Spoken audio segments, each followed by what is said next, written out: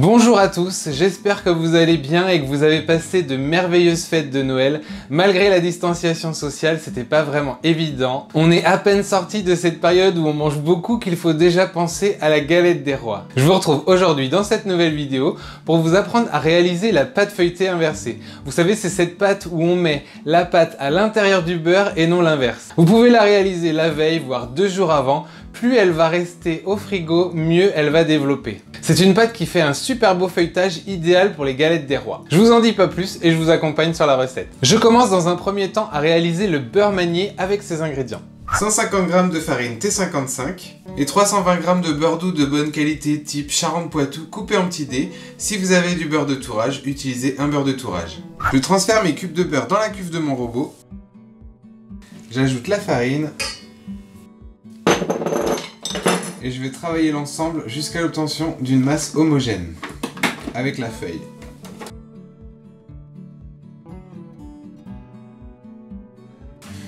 Une fois que mon beurre manié est prêt, je vais le placer sur une feuille guitare.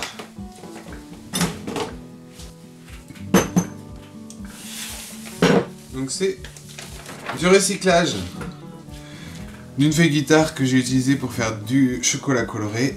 Donc je place mon beurre manié dessus. Je replie ma feuille guitare pour pouvoir l'aplatir un peu. Je vais l'abaisser sur 6 mm d'épaisseur. Et je vais essayer de faire un rectangle de pâte.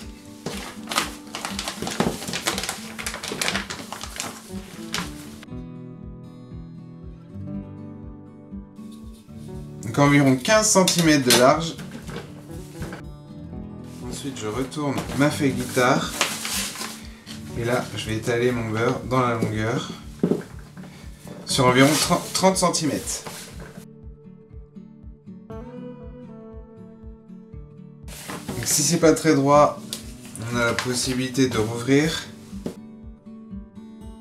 de couper légèrement et de replacer le beurre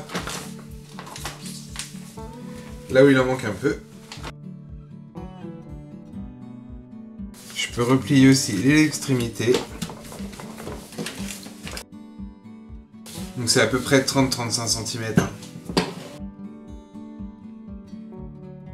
Et lorsque mon beurre manié est étalé de façon régulière, sur environ 6 mm d'épaisseur en un rectangle à peu près 2 fois plus long que large, je le place au frigo pendant une bonne heure et demie.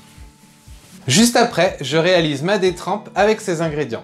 330 g de farine T55, 140 g d'eau, 10 g de fleur de sel et 95 g de beurre doux mou de bonne qualité type Charentes-Poitou ou si vous en avez à disposition, du beurre de tourage. Je transfère ma farine dans le bol de mon robot avec la fleur de sel, l'eau. Et je termine en ajoutant mon beurre qui est bien mou. Donc s'il n'est pas assez mou, vous passez 5-10 secondes au micro-ondes. Faut que ce soit vraiment un beurre bien pommade. Et je vais travailler le tout au crochet jusqu'à l'obtention d'une pâte homogène en première vitesse.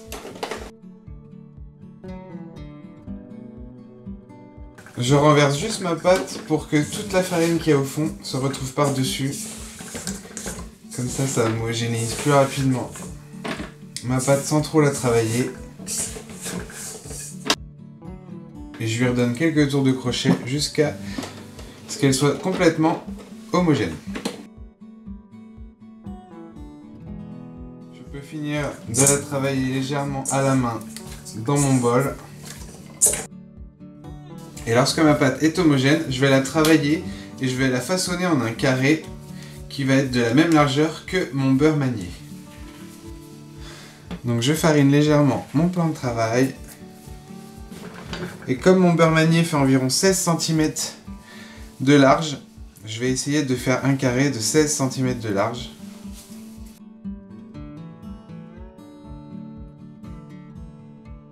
Donc là j'ai un carré d'environ 16 par 16. Je vais le filmer.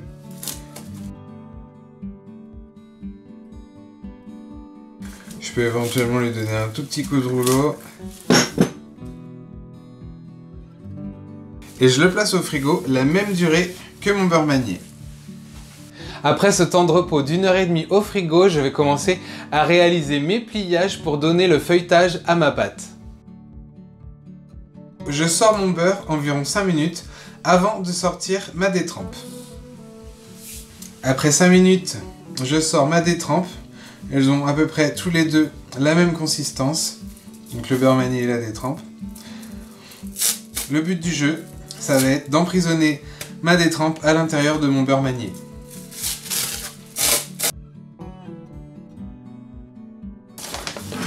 Donc je farine légèrement mon plan de travail.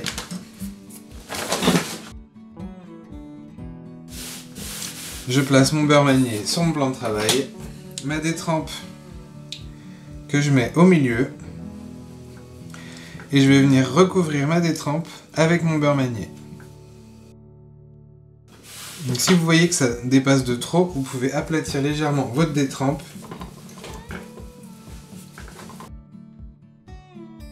Je la farine légèrement. Et je l'allonge un peu. Pour vraiment pouvoir emprisonner mon beurre à l'intérieur. Emprisonner ma détrempe à l'intérieur de mon beurre.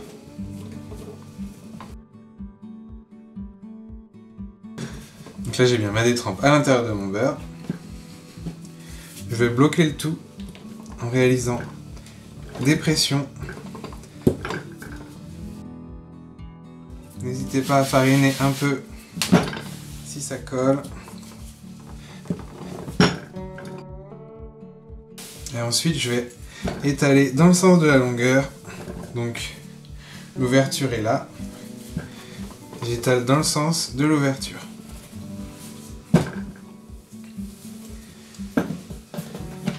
Je décolle et je bouge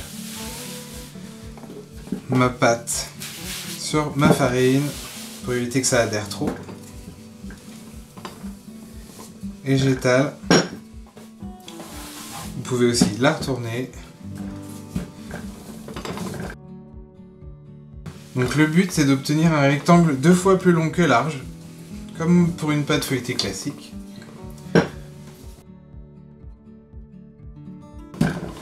Donc toujours en farinant pour pas que ça adhère au plan de travail.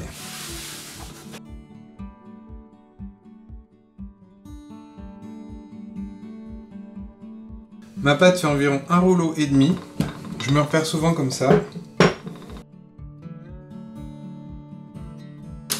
Et je vais régulariser les bords. Donc ce que je fais, c'est que je coupe le bout. Et je viens le placer aux extrémités. En essayant de reformer ma pâte pour avoir un bord droit. Et je vais donner un premier tour double. Donc je vais la plier en 3.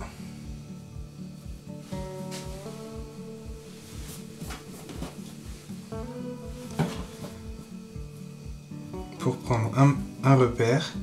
Je plie bien le premier tiers. Je le déplie et ensuite je vais le replier sur lui-même. Donc le premier tiers, je le replie sur lui-même. Je donne un tour double. Et ensuite l'autre partie, je la ramène jusqu'au bord. J'appuie.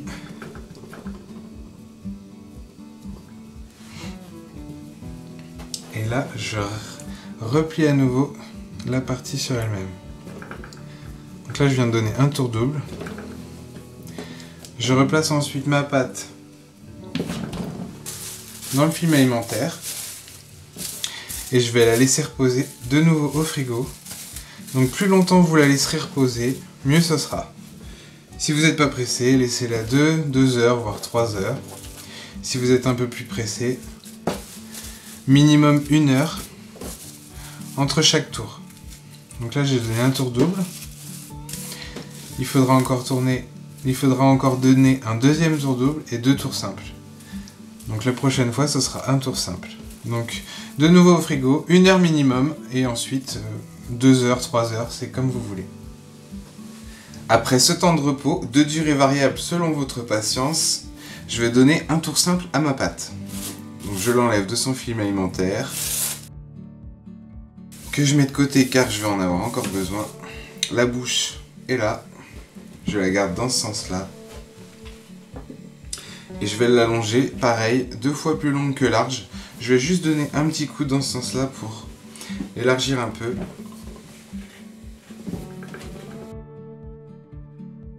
De la même façon, si ça colle, on n'hésite pas à fariner. Donc juste l'aplatir un peu dans la largeur. Donc la bouche, je la remets vers le mur.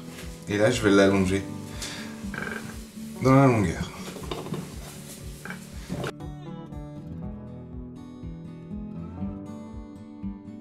J'hésite pas à la retourner.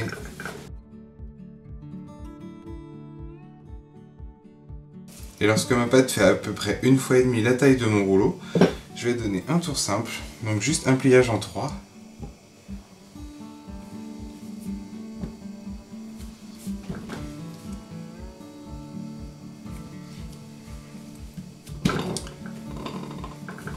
Je la replace dans le film alimentaire. Donc là, je peux lui faire un tour double, un tour simple. Comme ça, je me souviens, il y a 2 empreintes. J'ai donné 2 tours. Un double, un simple. Et de la même façon, je vais la replacer au frigo. Minimum 1 heure, ça peut être 2 heures, ça peut être 3 heures. Plus vous attendrez, plus votre feuilletage sera régulier. Après ce nouveau temps de repos, je vais de nouveau donner un tour double à ma pâte. Donc jusqu'à maintenant, j'ai fait un tour double, un tour simple. Là, je redonne un tour double. La bouche dans le sens de la longueur, dans le sens où je vais l'étaler.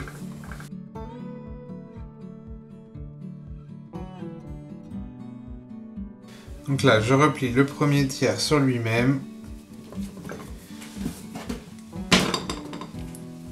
Le reste, je le ramène à toucher. Je plie également.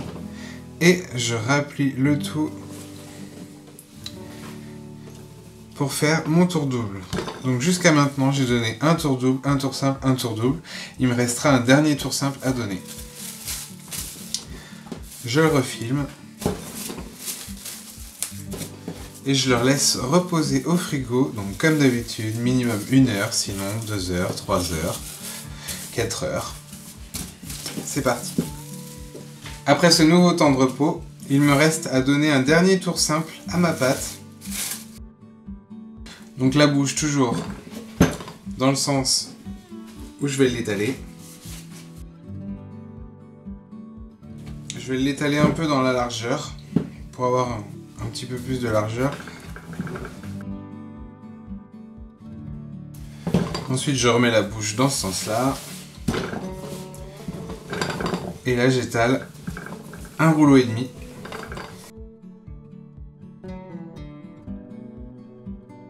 Une fois que j'ai de nouveau un rouleau et demi, un pliage en 3, et ma pâte feuilletée inversée est prête. J'ai juste à la laisser reposer au frigo de nouveau 1 heure avant de l'abaisser pour en faire ce que vous avez envie. Du coup, je la remets dans son film.